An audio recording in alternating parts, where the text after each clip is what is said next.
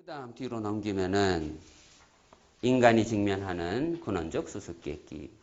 진리는 존재한다. 자, 진리는 존재한다. 밑줄 쳐놓고 또 한참을 생각해 주세요. 아니면 그 옆에다가 신은 존재한다라고 적으세요. 그냥 논리를 따라오기가 힘들면. 아니면 야스퍼스의 언어를 계속 반복해보니 포괄자는 존재한다. 유일자는 존재한다. 등등. 진리를 무엇이라고 부르든 상관하지 않겠어요. 형이성학적 존재를 부정하지 않는 철학의 특징을 이해하자 이거예요. 자, 이번에는 이쪽 밑에 인용문만 읽을게요. 저의 글을 읽으니까 시간을 많이 잡아먹는 것 같아서. 비극론의 첫 번째 문장이에요. 첫 문장. 진리의 뿌리를 통찰하려는 것. 밑줄 쳐놔요. 진리의 뿌리를 통찰하려는 것은 인간의 본성에 속하는 일. 인간의 본성에 속하는 일. 밑줄 쳐야 돼. 자, 그러면은 인간의 본성이 뭔데요? 인간의 본성은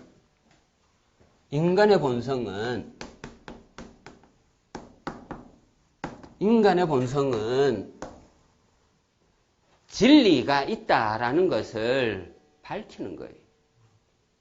예를 들어서 길에서 길을 묻다 이런 말이 있잖아요. 낙산사에 가면은 길에서 길을 묻다.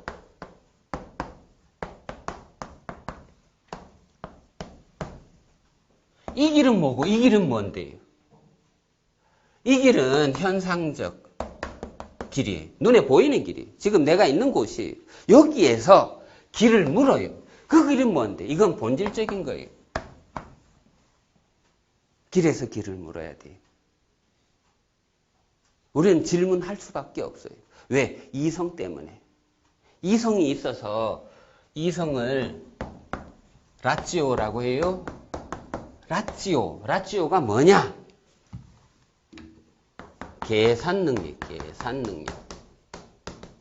계산 능력이 뭐냐? 예를 들어서 1 더하기 1은 2라고 하는 거예요. 1 더하기 1은 2.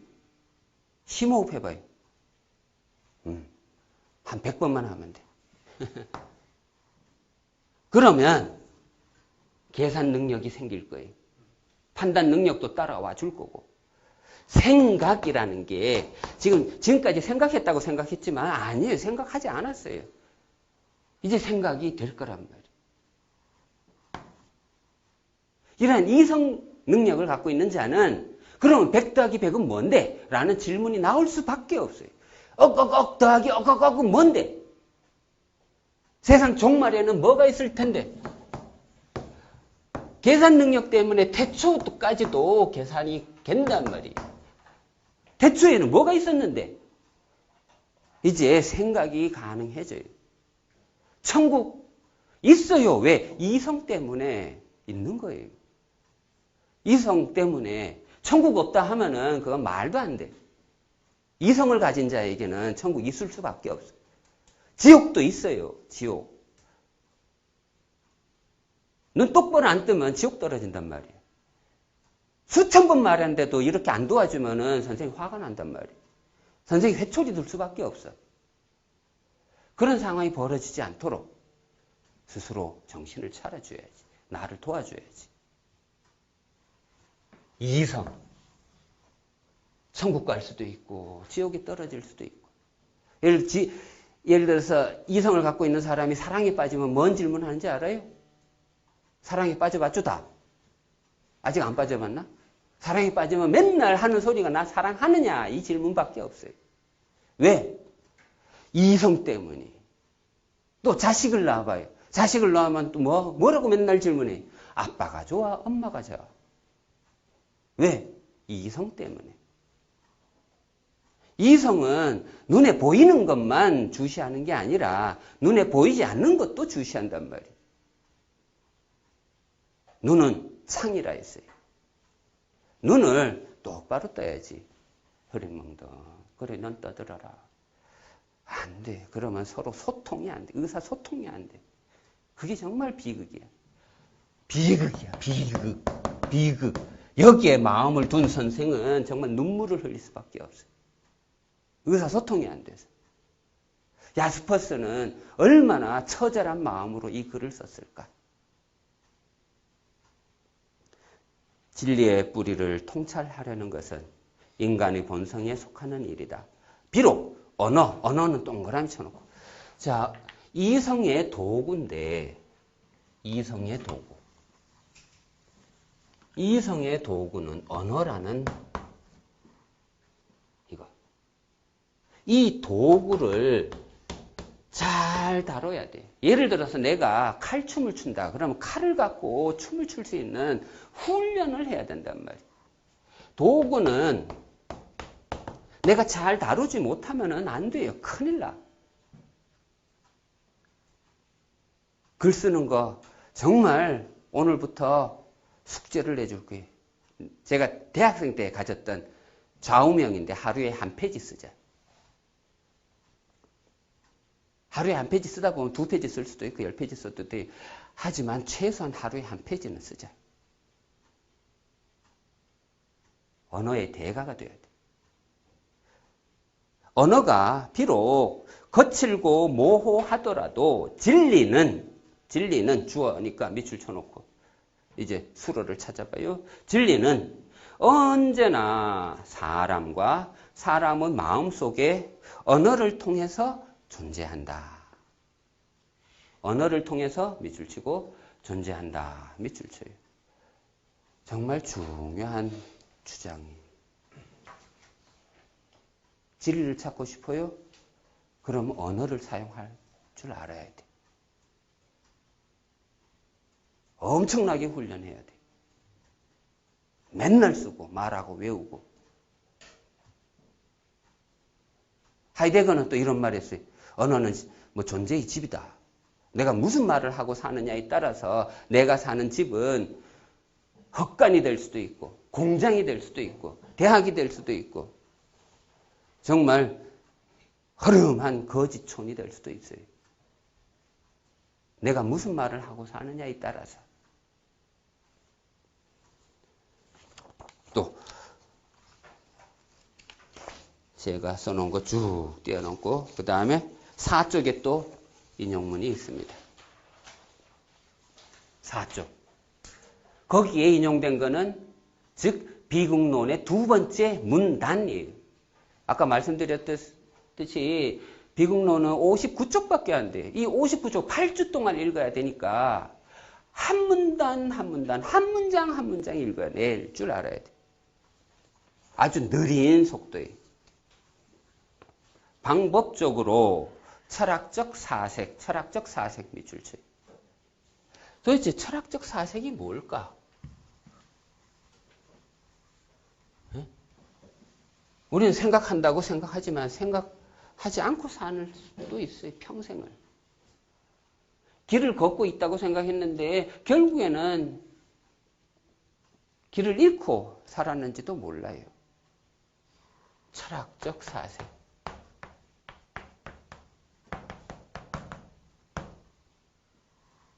이성적 존재, 즉 호모 사피엔스인데 우리가 정말 생각하는 존재로서 정말 제대로 살고 있을까?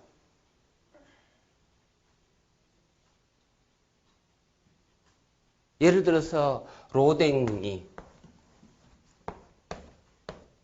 지옥의 문을 만들었어요. 37년 동안 만들었어요. 정말 집중해서 만들었어요. 죽을 때까지 만들었어요. 1917년에 죽어요, 로댕은. 왜 여기에 지옥의 문에다가 생각하는 사람을 앉혀놓았을까?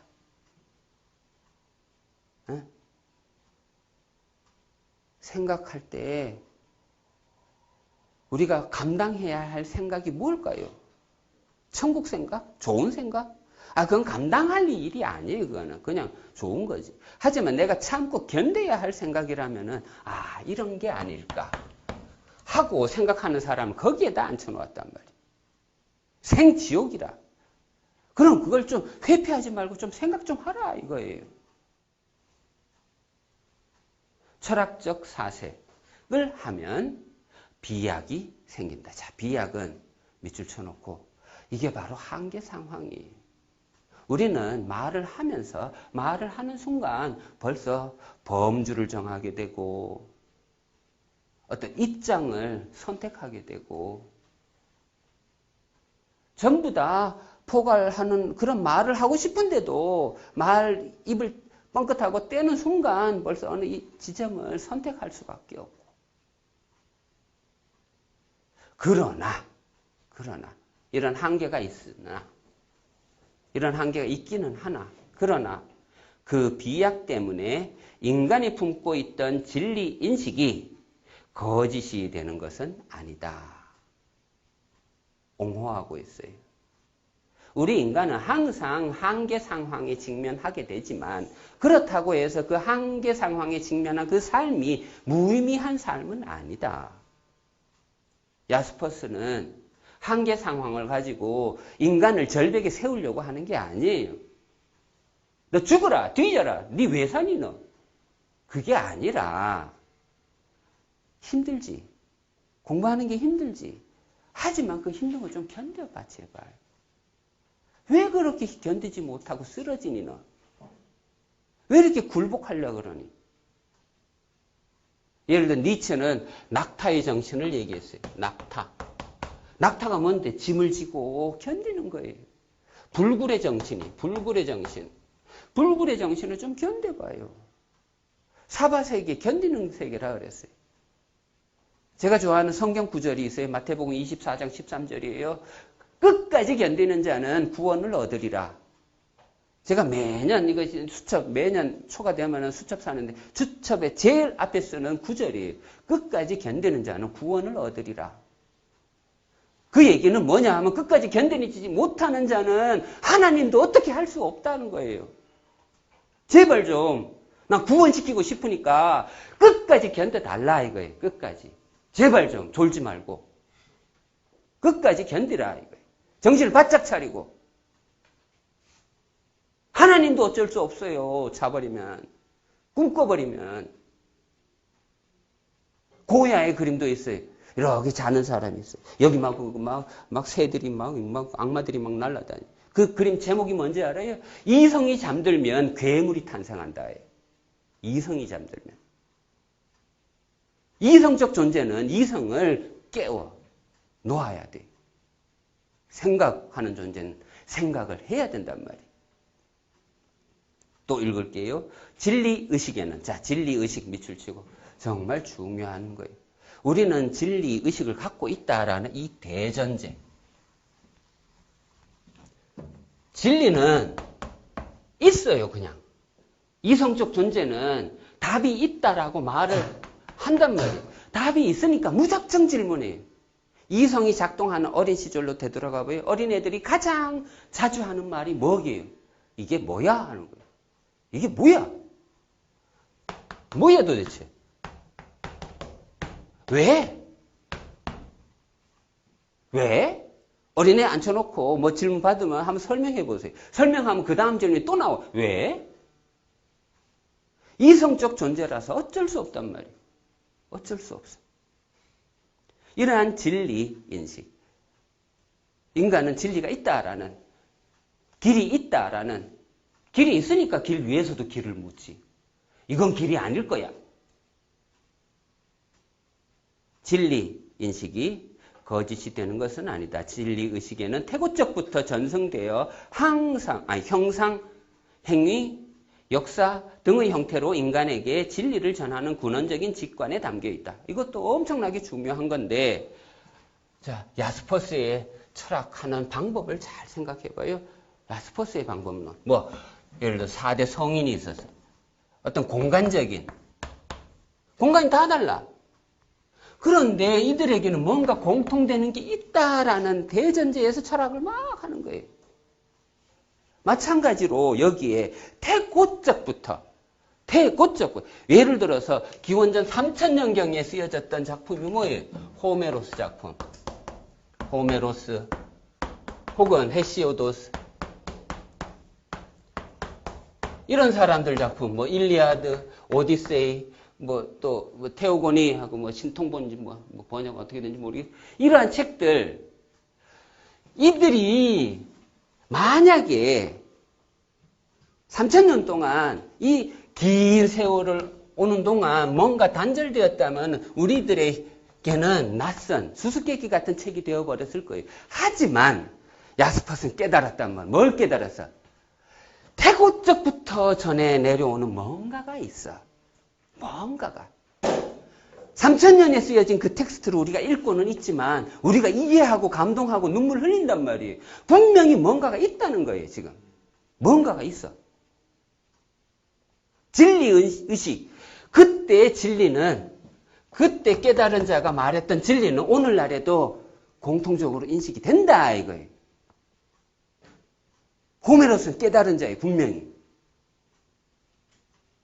오늘날에도 그걸 깨닫는 자는 깨달음의 경지에 올라설 거예요.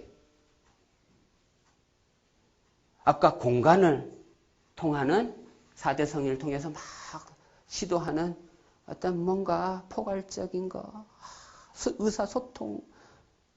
분명히 인간이기 때문에 이성적 존재라서 인간이기 때문에 이성을 갖고 있는 자라서 뭔가 어떤 공통된 양식을 갖고 있겠지. 이게 도대체 뭘까? 이걸 고민하고.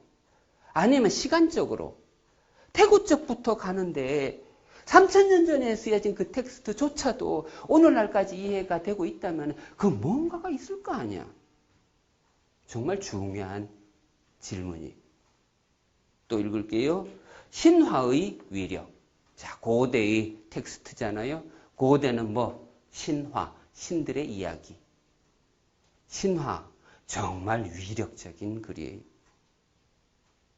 신화의 핵심이 뭔데? 다양성이라는 것. 다양한 게 각각 제우스건 포세이돈이건 뭐 각각 다 신이 다. 다양한 게 다 신이야.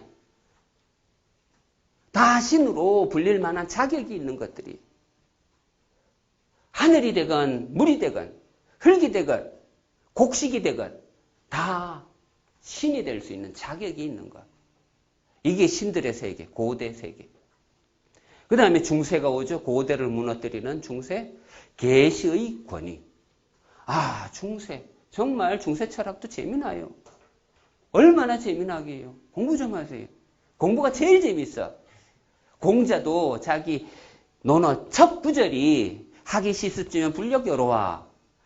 제일 재미난 게 뭔지 알아요? 공부예요. 왜? 우린 이성을 갖고 있기 때문에.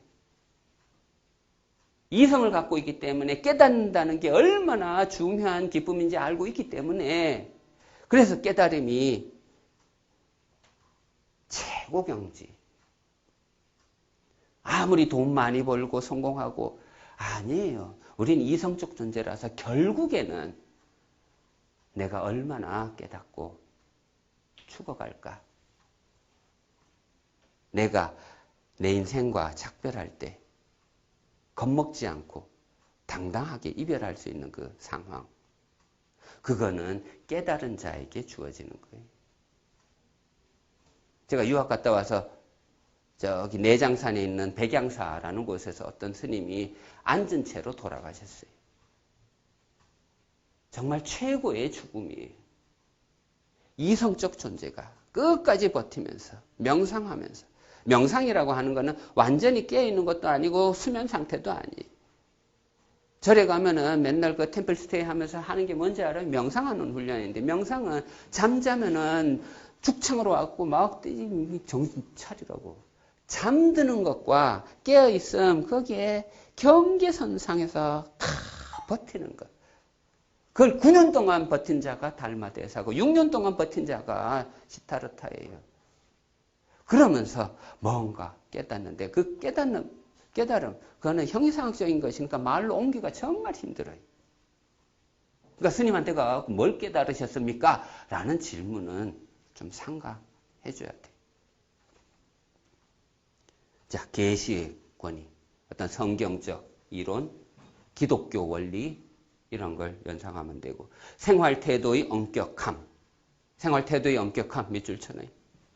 뭔가 깨닫고 싶으면 아까 훈련을 해야 된다 그랬죠. 저기 훈련 여기 있네. 아스케제라고 또 적어놓고 아스케제.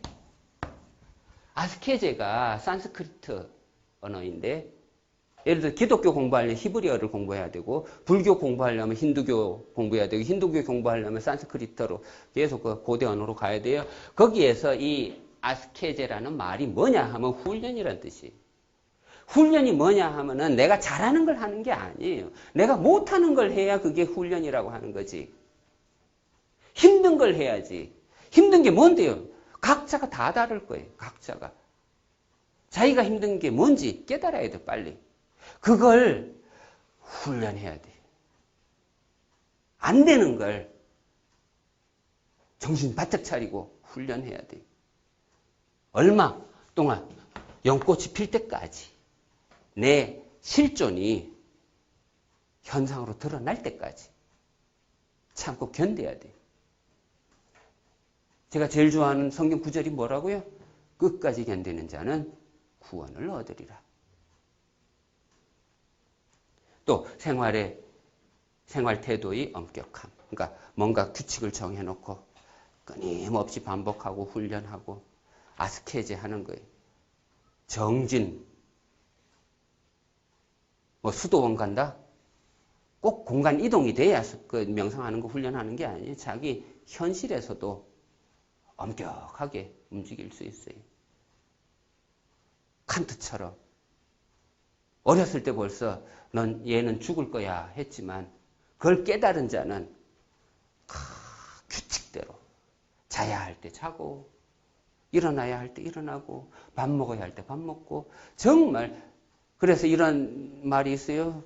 칸트가 움직이는 거에 따라서 시계를 맞췄을 정도로 정말 이성적인 인간이었어요. 엄격함. 템플스테이 할 때 우리가 겪게 되는 게 뭐예요? 일어나야 할 때 일어나고 잠자야 할 때 자는 거예요. 그걸 훈련하는 거예요. 엄격함.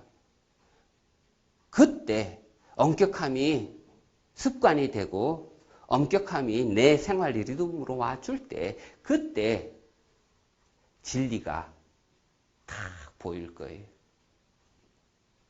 이런 것 등은 틀림없는 현실인 것이다. 현실 밑줄 쳐놓고. 이것이 바로 야스퍼스의 철학이에요. 야스퍼스가 말하는 현실은 뭐라고요? 눈에 보이는 것만 현실이라고 좀 말하지 마세요. 눈에 안 보이는 것도 현실이에요. 하나님, 있을 수도 있잖아요. 하나님 없다고 함부로 얘기 좀 하지 마세요. 니체 공부하는 사람이 왜 교회 다니는가? 그런 삿대질 함부로 하지 마세요. 신을 사랑할 수도 있잖아.